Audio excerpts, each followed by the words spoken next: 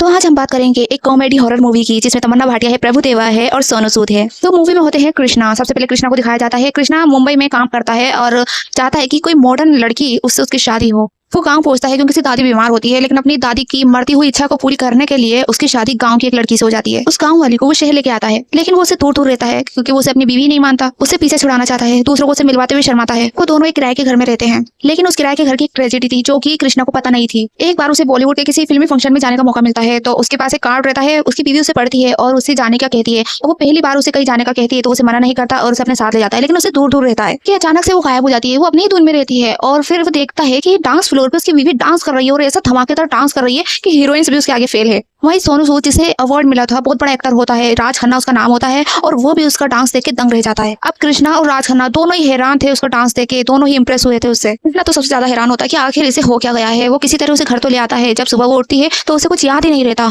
ये देख के कृष्णा और ज्यादा हैरान होता है कि अचानक से उसके दरवाजे पे राज खन्ना जो बहुत बड़ा एक्टर है उसका मैनेजर आ जाता है और वो कहता है कि मुझे मैडम से मिलना है। वो उसे मना करता है कि यहाँ कोई मैडम नहीं रहती, लेकिन तभी उसकी बीवी जो देवी थी अचानक से रूबी बन जाती है और इतने मॉडर्न छोटे कपड़े पहनती है और उसे अंदर बुलाती है। उसका ये रूप देख के कृष्णा शौक पे शौक हो जाता है। मैनेजर उसे बताता है कि राज खन्ना ने उसे अपनी अगली फिल्म में साथ काम करने के लिए ऑफर दिया है, और रूबी फोन पे बड़े ही कॉन्फिडेंस के साथ राज खन्ना से बात करती है। और कृष्णा जो उसका पति होता है उसे अपना मैनेजर बता देती है। राज खन्ना का मैनेजर जब चला जाता है तो कृष्णा देखता है कि वो फिर से साड़ी पहनकर पूजा पाठ कर रही है और उसका रूप फिर से बदल गया। उसको समझ में नहीं आता कि आखिर ये क्या चक्कर है। वो आसपास के लोगों से पता करता है तो हर कोई कहता है कि तुम्हारे फ्लैट में पहले एक रूबी नाम की लड़की रहा करती थी। वो एक स्ट्रगलर एक्ट्रेस थी, बेचारी बहुत अच्छी थी, अपने काम से काम रखती थी, लेकिन फिल्मों में काम न मिलने की वजह से एक दिन उसने सुसाइड कर लिया। कृष्णा को कुछ शक होने लगता है और वो देखता है कि उसे घर के बाहर रूबी नाम की टेम्पलेट लगी हुई है जिसे वो फेंक देता है। रात को सोता है तो देखता है कि उसकी बीवी उसके साथ नहीं है। वो आवाज लगाता है, उसे ढूंढता है तो वो देखता है कि वो खिड़की के पास खड़ी है और पास के जिस मकान में टीवी चल रहा है वहाँ वो मूवी देख रही है। वो उसे पुकारता है, देवी देवी, 2-3 बार उसका नाम लेता है, लेकिन वो सुनती ही नहीं है।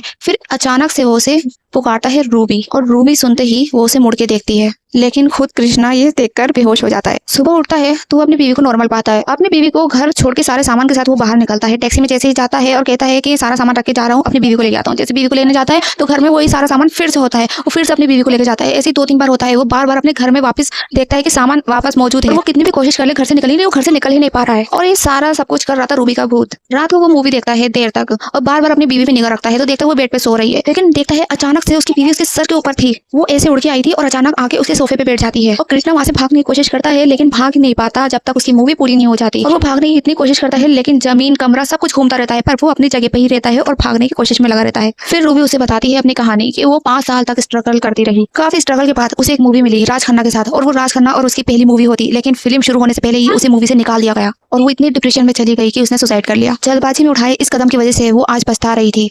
आज उसे फिर से राज खन्ना के साथ काम करने का मौका मिला है, एक एक्ट्रेस बनने का मौका मिला है, और वो उसे गंवाना नहीं चाहती। वो उसे कहता है कि तुम उसके शरीर के साथ खेल रही हो, तो वो कहती है कि वो उसे डिस्टर्ब नहीं करेगी, किसी को भी डिस्टर्ब नहीं करेगी, बस उसकी ये मूवी पूरी होने दे, एक बार उसका हीरोइन बनने का सपना पूरा होने दे। राज खन्ना के साथ काम करते करते उसका काफी वक्त बीतने लगता है। कृष्णा हर तरह के जतन कर चुका था उसे घर से निकालने के। वो बाबा को भी लेकर आता है, बहुत कुछ करता है, लेकिन वो उसके घर से जाती ही नहीं। जो नेम प्लेट कृष्णा ने उखाड़ फेंकी थी वो देखता है कि वापस उसके घर पे ही है, और ये रूबी का घर है और वो किसी तौर पे नहीं जाएगी, कम से कम जब तक उसकी फिल्म कंप्लीट नहीं हो जाती। तो वो दिन गिनने लगता है कि किसी तरह उसकी फिल्म जल्दी से कंप्लीट हो जाए। फिल्म की शूटिंग के वक्त वो उसे राज खन्ना के करीब देख के जेलस होता है। धीरे धीरे उसे पता चलता है कि उसकी बीवी जो एक गांव वाली गंवार लग रही थी वो मॉडर्न लुक में कितनी खूबसूरत लग रही है और बहुत सी एक्ट्रेस को भी मात दे सकती है। शूटिंग में भी हर कोई इसकी खूबसूरती की तारीफ करता था। उसे तो पता ही नहीं था कि उसकी बीवी इतनी खूबसूरत है। धीरे धीरे राज खन्ना को भी उससे प्यार हो जाता है। कृष्णा को सब कुछ पता रहता है, इसलिए वो उसे मना करता है। राज खन्ना कितनी बार ही उसे प्रपोज करने का सोचता है, लेकिन कृष्णा उसे मना कर देता है कि मैडम अपना पूरा फोकस मूवी को दे रही हैं। मूवी कंप्लीट होने से पहले वो उसे रोके रखता है। एक बार रूबी को किडनैप कर लिया जाता है। कोई और ही डायरेक्टर उसे किडनैप करके अपने घर बुलवा लेता है और उसे अपनी अगली 3 फिल्मों के लिए साइन भी कर लेता है, और राज खन्ना ही उसे बचा के लाता है। सुबह वो शूटिंग पे जाया करती है, रात को वो देवी बन जाती है। कृष्णा को अपनी वाइफ देवी से प्यार हो चुका था। वो उसकी फिक्र करता था और उसकी फिक्र में ही साई की तरह सब कुछ छोड़ छाड़ के उसके साथ लगा रहता था। एक दिन शूटिंग के दौरान रूबी को एक चोट लगती है जिसकी वजह से काफी पैनिक होती है, और जब वो देवी बन जाती है तो वो उससे पूछता है कि तुम्हारी चोट पे अभी दर्द हो रहा है, तो वो कहती है ऐसी छोटी मोटी चोटें तो उसे गांव में रोज लगती रहती थी। बारिश का सीन होता है तो अपनी बीवी के लिए बार बार तौलिया लेके भागता है। एक दिन कृष्णा की फैमिली भी आ जाती है, तो वो सोचता है कि इस तरह रोज रोज शूटिंग पे जाएगी तो अपनी फैमिली को क्या जवाब देगा। तो रूबी एक खराब बीवी बनने का नाटक करती है, जिसे अपने सास ससुर का घर में आना पसंद नहीं आता, और ऐसी एक्ट करती है कि उसे सास ससुर को घर छोड़ के जाना पड़ता है। एक दिन तबीयत खराब होने की वजह से वो शूटिंग पे नहीं जाती। राज खन्ना ढूंढता ढूंढता उसके घर की तरफ आ जाता है। लेकिन भीड़ राज खन्ना को घेर लेती है और वो उससे नहीं मिल पाता। जैसे तैसे मूवी कंप्लीट हो जाती है। अब मूवी कंप्लीट हो जाती है तो खुशी से पागल हो जाता है। वो सोचता है कि अब देवी आजाद हो जाएगी रूबी से। तो रूबी उसे बताती है कि अभी सिर्फ मूवी कंप्लीट हुई है, उसे रिलीज होने में 2 महीने लगेंगे और जब तक मूवी रिलीज नहीं हो जाती वो कहीं नहीं जाएगी। तो वेट करते करते आखिरकार वो दिन भी आ जाता है कि मूवी रिलीज हो जाती है। रूबी की एंट्री पे ही इतनी तालियां, इतनी सीटियां बजती है थिएटर में। मूवी कंप्लीट होने के बाद भी रूबी के काम की काफी तारीफ होती है। उसकी एक्टिंग को जबरदस्त माना जाता है। राज खन्ना से भी ज्यादा रूबी के लिए सीटियां बजती है। तालियों की गड़गड़ाहट ने रूबी के अरमानों को फिर से जगा दिया था। खुद कृष्णा को उसकी एक्टिंग इतनी पसंद आई थी कि वो भी ताली बजाने में मजबूर हो जाता है। जब मूवी कंप्लीट हो चुकी होती है, थिएटर खाली हो जाता है, तो वो रूबी के पास जाता है। कहता है कि अगर तुम जिंदा होती तो आज टॉप की एक्ट्रेस होती। रूबी चुपचाप अपनी तारीफें सुन रही थी, लेकिन वो कहता है कि अब तुम्हें जाना होगा, अब तुम देवी के शरीर को छोड़ दो। तो रूबी साफ मना कर देती है। कृष्णा को लगता है कि वो मजाक कर रही है, लेकिन वो फिर से उसे कहता है और वो फिर से इनकार करती है। तो कृष्णा को गुस्सा आ जाता है। वो कहता है कि तुम अपने वादे से मुकर रही हो। वो कहती है कि तूने सुना नहीं, लोग कैसे मेरे लिए तालियां बजा रहे थे।